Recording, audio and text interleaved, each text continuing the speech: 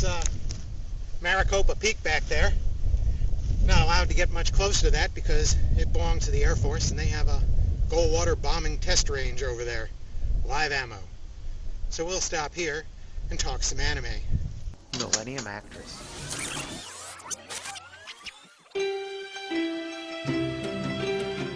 Millennium Actress is an entertaining, faux biographical anime.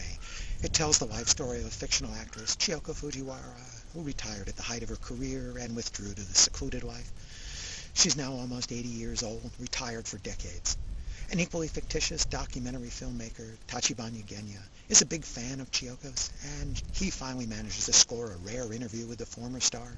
His story is tied to the closing of the studio which Chiyoko once starred. Together with his cameraman, Genya makes the trip up to her secluded home. Chiyoko opens up and tells them her life story, starting as a child actress back in the 1920s.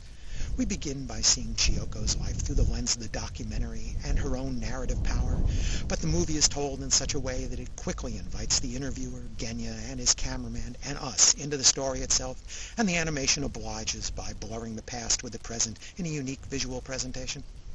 As Chiyoko's life story unfolds, the anime also relates her many screen roles, and the movie slides effortlessly from the present narration in the living room to Chiyoko's life story and into the stories of her old movies themselves.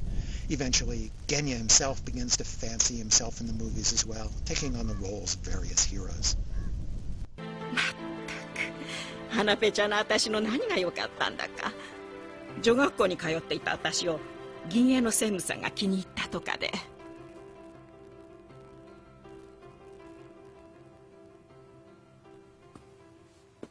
奥方、満州を舞台にした今度の新作はお国のために戦っている兵隊さんや。 Beneath the obvious actress biography, Chiyoko's story is one of trying to recapture a lost dream, recover a precious moment from her past, the most important thing there is. Eventually we'll discover Genya himself has a small, personal connection back to Chiyoko's past when their paths briefly crossed. This may account for why he's such a big and knowledgeable fan. Well, actually, Genya has more than simple admiration for Chiyoko. Millennium Actress is directed by Satoshi Kon, and his storytelling technique may remind you of his previous movie, Perfect Blue, in the way it blurs between its three realities: the present day of the interview, Chiyoko's past, and Chiyoko's movie roles. Chiyoko tells us she was born during the Great Kanto earthquake, and that earthquakes have always delimited the chapters of her life. Perhaps not surprisingly, this movie begins with an earthquake itself. Unlike Perfect Blue, this story isn't a tense crime thriller. It's a much softer story. It has a sense of humor to it, and such as when the cameraman drolly comments on the implausibility of the plot of one of Chiyoko's old movies, or his boss's choice of an imagined role within it. There's also a more sentimental purpose to this movie, almost a romance. Millennium Actress embraces these three different time spans: the time during the interview and the present, the history of Chiyoko's life in the 1920s through World War II and into the present, and the many time frames of Chiyoko's many movies, from historical dramas set back in feudal Japan unto today. Except for her first role, which was set in the 1930s, we see the movies in what I think is almost chronological order, from Heian to Meiji to modern era, and finally a science fiction film that's teased at the very start of the movie. The plot of many of these dramas complements Chiyoko's real-life story. Satoshi Kon has a sure touch as a director and a master storyteller. He navigates between humor, romance, and sentimentality as easily as he jumps between eras. He conceived the story and co-wrote the screenplay with Saruyuki Himurai. The art and animation is by Madhouse, and it's superb as usual.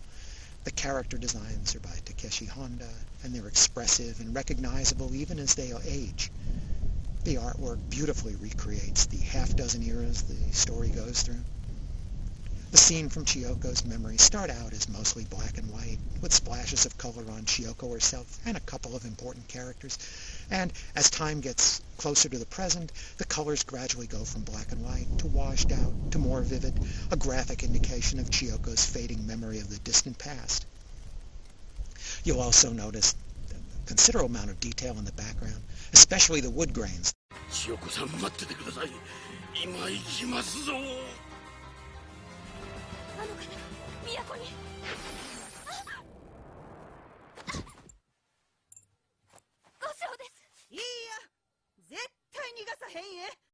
Background music is by Susumu Hirakawa, and it perfectly blends with the periods and settings of the movie. It's great at capturing Chiyoko's moods from joy to desperation to sadness. It even provides a reason for listening through the closing credits. Kurosawa has provided music for other Satoshi Kon projects, including Paranoia Agent and Paprika, so I guess Kon liked what he heard too. While Millennium Actress is slower than Kon's earlier Perfect Blue and doesn't have the thrills of an action story, it's a richer tapestry of emotions he goes for. It would be a mistake to relegate this drama to some art house fare. I give Millennium Actress 5 stars. It's a superb drama, told with some nice humor and gentle sentiment, and it stands up well to repeated viewings. Millennium Actress is released on DVD in North America by DreamWorks. It has the original Japanese dialogue with optional English or French subtitles. Sticking with the Japanese dialogue was a great idea. They actually used 3 different voice actresses to voice the role of Chiyoko. The DVD also includes a 40-minute extra making-of video, which includes interviews with the director, composer, art director, and voice actresses. Among other things, it shows the staff doing historical research on the periods where Chiyoko's movies are set. It gives you a chance to see Satoshi Kon dressed in authentic samurai armor. Thanks for listening.